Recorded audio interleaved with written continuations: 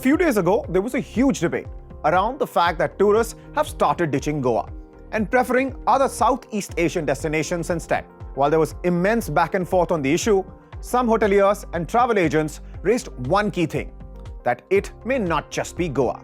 It looks like foreign tourists seem to be giving India in general a miss. But why? In this video, that is what we are going to figure out. I'm Abhishek Singh and you're watching The Mint.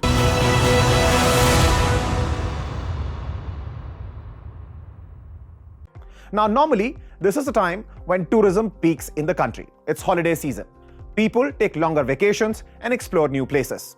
In 2023, foreign tourist arrivals in India grew 43.5% as compared to 2022. In the first half of 2024, 47.7 lakh foreign tourists visited India, 9% higher than the year before.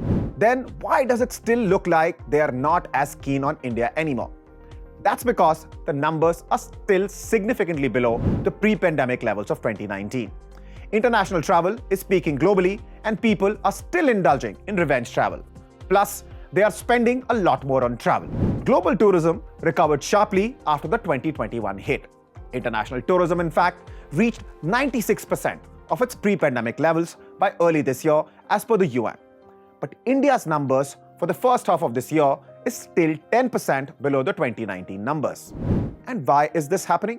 This is because India is facing strong competition from countries like Vietnam, Philippines, and Sri Lanka. And these countries are perceived to be more tourist-friendly as compared to India. Reasons behind this include safety and law and order, lesser pollution, and decent public infrastructure. Also, experts say some of the other Southeast Asian countries have easier processes for e-visas and visas on arrival. For example, countries like Vietnam and Thailand have been mooting visa waivers to boost tourism. Also, those involved in the travel industry say that India must upskill our tourism employee base in terms of a general sense of welcoming for tourists, both foreign and domestic. For example, places like Thailand and Bali are extremely welcoming in terms of humility and general attitude towards tourists. Also, these countries do tend to be more value for money for foreign tourists. Airfares and hotel prices in India are also far higher. As per a CRISIL report, countries like Dubai, Vietnam and Sri Lanka are drawing tourists with more favorable options. Foreign tourist arrivals are up 47% in Qatar, 11% in Dubai and 4% in Vietnam. Now, there are also aggressive marketing campaigns by emerging destinations like Azerbaijan, Georgia and Kazakhstan. There's definitely been a decline for sure. More than a decline, I think it's just a lot about the COVID aftermath, right? Which we've not been able to recover from.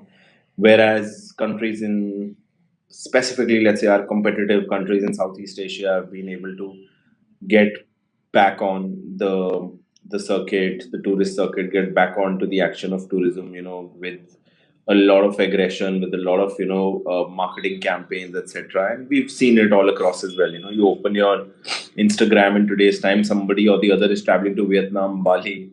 Another reason I think lagging, or the foreign tourist lag also happens is because there's no direct connectivity from, I would say, Europe, North America, South Asia, Australia, to top tourist destinations like Kerala, Goa, Uttarakhand, Northeast Kashmir. It matters a lot, I think, to be able to take a direct flight from a Paris, a London, a New York, a Singapore.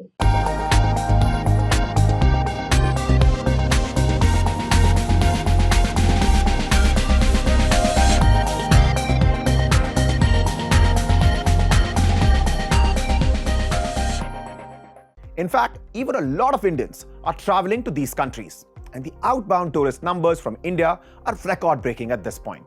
Direct flight connectivity, hassle-free visa regimes, and affordable prices are drawing even price-sensitive Indian travelers to those countries. Also, Bangladesh and the US are the top source countries for Indian tourism, accounting for nearly 40% of foreign tourist arrivals. And Bangladesh has been going through a crisis, which may also have impacted the recent numbers. This is followed by countries like the UK, Canada and Australia. About 45% of the overall number of visits are for leisure and recreation, and over 25% are the large Indian diaspora. But one of the biggest concerns for foreign tourists in India seems to still be safety, especially for women. As per an international survey, nearly 60% foreign tourists listed either safety or the fear of falling sick as their biggest planning headaches while traveling to India. And Delhi happens to be by far the biggest entry point into India, accounting for nearly 30% of tourist arrivals each year. However, while the number of foreign tourists in India is yet to play catch-up, domestic tourism is growing by leaps and bounds. Domestic tourists seem to be ready to pay a premium for a good experience. And a lot of domestic tourism does seem to be making up for the foreign tourist gap, at least in terms of numbers. In general, it is domestic tourism that forms the backbone of India's travel industry. Also, in the first half of fiscal year 2024, the spend per foreign tourist has gone up from rupees 2 lakh to rupees 2.7 lakh as per CRISIL.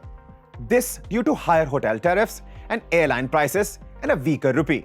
So in terms of earnings, the numbers are still high.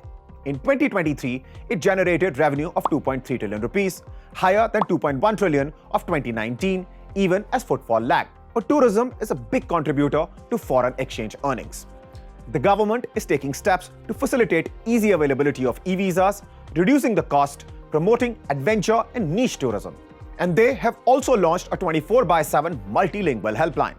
In the last few years, around $1 billion has been spent to improve the tourism experience and upgrade infrastructure. Such a diverse country like India, which has so much to offer from the length and the breadth of it, right? The ecology of a Himachal versus the ecology of a Kerala is completely different, and there's so much to offer for a foreign tourist, right? How can we package India, incredible India, through a single message is very important. And I feel that the marketing machinery is just switched off, honestly. And that is something like India as a tourism brand needs to sort of reinvent itself in the global landscape for sure. With a significant growth in leisure travel and medical tourism, India's tourism sector is set to play an even greater role in driving economic development, so we must ensure that all bottlenecks are plugged. Hope you liked watching this video. For more such content, keep watching The Mint.